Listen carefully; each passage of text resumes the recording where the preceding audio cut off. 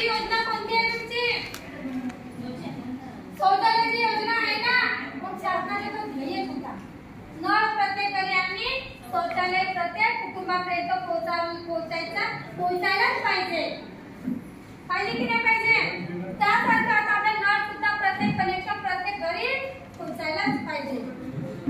मग गावातील नळ पाणी पुरवठा योजना नादुरुस्त का बंद का पडता? का म्हणजे तो प्रश्न वाचा बरं त्याला। गावातील नळ पाणी पुरवठा योजना नादुरुस्त काय म्हणते? नादुरुस्त बंद का पडता?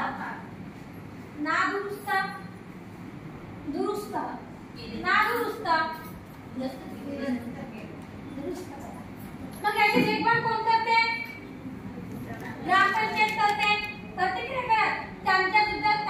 त्यांना सुद्धा म्हणजे यंत्रणा लागते ना। डायरेक्टली होते का ताई? कोणते काम डायरेक्टली होत नाही, त्यांना पण वर्क फोन करावं लागते।